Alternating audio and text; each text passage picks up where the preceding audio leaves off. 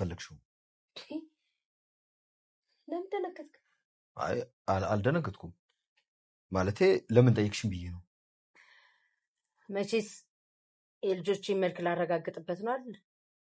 ራስን አስመስዬ ነው የልኳቸው። አይ አልደነገጥኩም። ማለቴ ለምን ጠይቅሽኝ ብዬ ነው። የሆነ ነገር ፈልጌው ነበረ። በቃቱ ነገር እናወራለን። ደህና ደር። እንዴ ሰውን እሳት ላይ ጥሎ የምን ደህና ደር ማለት ነው እንዴ? የምን እሳት ላይ ሰላም የዳጣ ድራማ ቤተሰቦች፣ የዳጣ ድራማ ፋሚሊዎች አማናች ሁሉ ፒስ ነው ወይ? እኔ ጋር ሁሉ ፒስ ነው። እንግዲህ ነው የምትፈራው ነገር አለ እንዴ? ለምንድን ነው የዲኤንኤ ነገር ስጠይቅ የደነገጥከው? አይ ማለት ያው እኮ ካወቅከው ነገረኛ እነግርሻለሁ፣ ግን ያው ለምን ጠየቅሽኝ ብዬ ነው። የማላውቅ ሰው እየሆንክ ነው። ምንድን ነው ነገሩ? ምኑ? የዲኤንኤ ቦታ ስጠይቅ ለምንድን ነው የምትደነግጠው?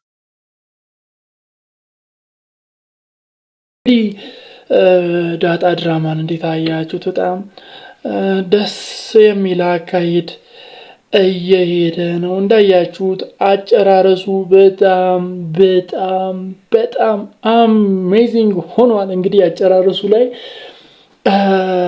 የደረጀ እናት ኖ የደረጀ ሚስት ደረጀን ጉር ጠይቀዋለች። ምክንያቱም ከአቢጌል ጋር ሲያወሩ ነበርና የአቢጌል ጥርጣሬ በደረጀ ሚስት ላይም ተፈጥሯል። እናም የደረጀ ሚስት ደረጀን ጠይቀዋለች። ምን ብላ ነው? ዲኤንኤ የሚመረመረው የት ነው ስትል ዱብዳ የሆነ ግብዳ የሆነ ጥያቄ ቁጭ አድርጋለታለች እና ደረጀ በዛ ምክንያት ድንብርብሩን የወጣው ክው ብሏል። በጣም ደንግጧል ምናምንና ምን አስደነገጠ ስለ ዲኤንኤ የት እንደሚመረመር ስጠይቅ ይሄን ያክል መደንገጥ ለምን አስፈለገ? ችግር አለ እንዴ እያለች ስትጠይቀው ነበር። ምን አይነት ችግር ነው ያለው ምናምን ስትለው ነበር። እሱም እንዳያችሁት እየተንተባተበ ነበር። በሚገርም ሁኔታ እየተንተባተበ ነበር፣ እውነት ለመናገር ማለት ነው። እየተንተባተበ ነበር እና ድንግጥግጡ ወጧል። ሰውየው ደንግጧል እና የደበከኝ ነገር አለ እንዴ ስትለው ነበር። እንደዛ ስትለው የባሰ ነው ድንብርብሩ የጠፋው ማለት ይቻላል። አሁን እንግዲህ ተፋጣው ነው ድራማው የቆመው። ታውቅበታለች ወይስ አታውቅበትም? ታናዝዘዋለች ወይስ አታናዝዘውም? ምን ታስባላችሁ በዚህ ጉዳይ ላይ? ታናዝዘዋለች ሴትየው? ታናዝዘዋለች ወይስ አታናዝዘውም? ምን ታስባላችሁ? እስቲ ያላችሁን ሐሳብ በዚህ ጉዳይ ላይ ያላችሁን ሐሳብ በኮሜንት መስጫ ሳጥን ላይ አስቀምጡልኝ። በሌላ በኩል ደግሞ ውሃ ናቲን ኬክ ጋብዘኝ ስትለው ነበርና ብር የለኝም ብሎ እምቢ አላት። ከዛም በኋላ ያው ለዳጣ ነግራታለች።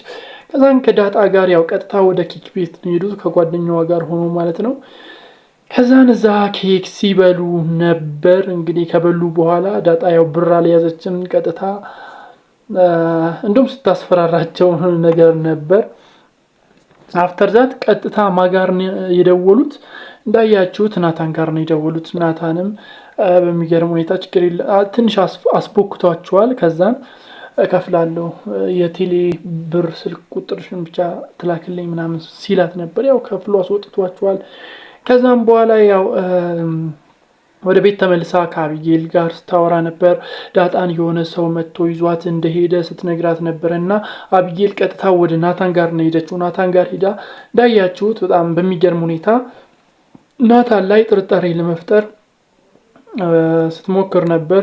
አንተ ለሷ እንደ ደባር ነህ፣ እንደ ጊዜ ማሳለፊያ መደበሪያ ነህ፣ እሷ ፍቅረኛ አላት ምናምን ብላ ውያን ምስክር አርጋ ስትነግራት ነበር። ነገር ግን ያው ምንም ልታሳምነው አልቻለችም። በሌላ በኩል ደግሞ አቢጌል እንዳያችሁት የዳጣን ጸጉር ቆርጣ ዲኤንኤ ለማስመርመር ስትሞክር ነበር። ነገር ግን ሰራተኛዋ መጣ።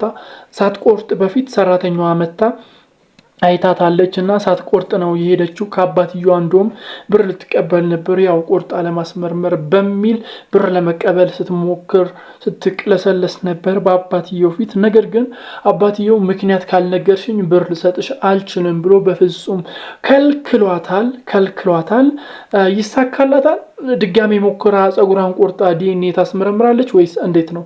ለነገሩ እሱን አትሞክረም። ምክንያቱም ያንን ሀሳብ እናትየዋ ላይ ጭናለች። እናትየዋ አሁን የዳጣን ጸጉር ቆርጣ ዲኤንኤ ለማስመርመር ሙከራ ታደርጋለች ብዬ አስባለሁ። ምክንያቱም ደረጀን ስትጠይቀው ነበር ዲኤንኤ የት ነው የሚመረመረው፣ የት ነው ምርመራ የሚሰጠው ብላው ስትጠይቀው ነበርና አሁን እሷ ማድረግ አይገባትም።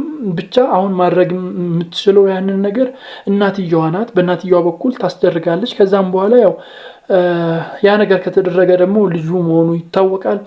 ቀጣይ ላይ ምን አይነት ችግሮች እንደሚፈጠሩ ምን አይነት ነገሮች በዚህ ቤተሰብ ውስጥ እንደሚፈጠር አብረን የምናይ ይሆናል። ለዚህ ቻናል አዲስ ከሆናችሁ ሰብስክራይብ በማድረግ የደወል ምልክቷን መጫን እንዳይዘነጋ። በቀጣይ እስክንገናኝ ባይ